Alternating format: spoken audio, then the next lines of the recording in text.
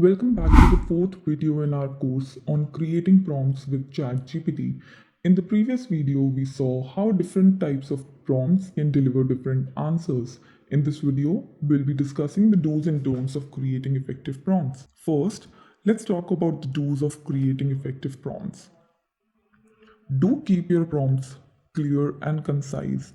This will help ChatGPT understand what you're asking for and generate more accurate responses.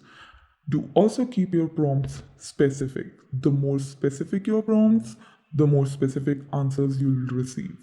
For example, let's say you're looking for a recipe for a chocolate cake. A specific prompt like, can you provide me a recipe for a chocolate cake with almonds, will generate a more relevant response than a general prompt like, can you give me a chocolate cake recipe. Another important do's of creating effective prompts is to use natural language. ChatGPT is designed to understand and respond to natural language prompts. So, the more natural your prompt, the better response you'll get. Now, let's take an example to better understand how this will work. I'm going to give a prompt on, let's say, it's not going to be too specific. Give me some blog ideas. Now let's see what we get.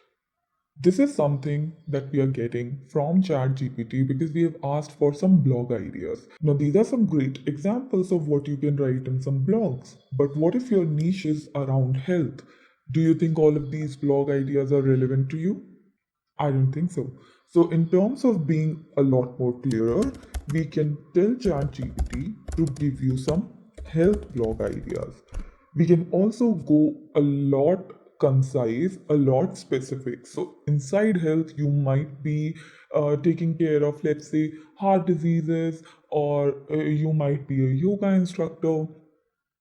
Anything that you are doing, type it in and make your prompts as specific as possible. Now let's move on to the don'ts of creating effective prompts. Don't use jargon or technical terms that ChatGPT may not understand. This will only confuse ChatGPT and result in inaccurate responses. Don't use ambiguous language that can be interpreted in different ways. This will result in ChatGPT generating answers that may not be relevant to what you're looking for. Finally, don't use biased language or make assumptions about the user. ChatGPT is designed to provide unbiased and objective responses, so it's important to avoid prompts that contain bias or assumptions. Now, let's take a look at all of these examples to better understand. The very first would be the jargon or technical terms.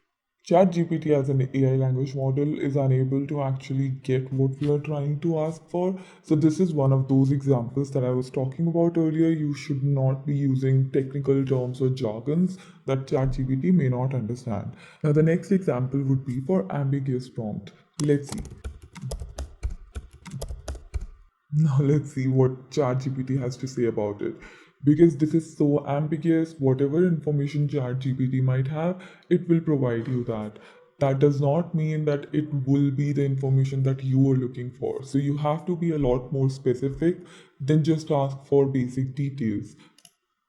Finally, one more prompt that might be a bit confusing or biased for ChatGPT to reply back.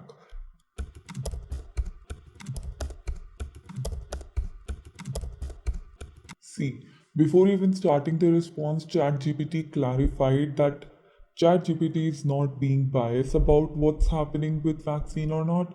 ChatGPT provided you with the drawbacks, but it has also stated that this is medically proven and scientific students support the use of vaccines as safe and effective way to prevent the spread of infectious disease. So it's also trying to tell you that even though you might believe that they are dangerous, but ChatGPT is not going to take any biased comment on it.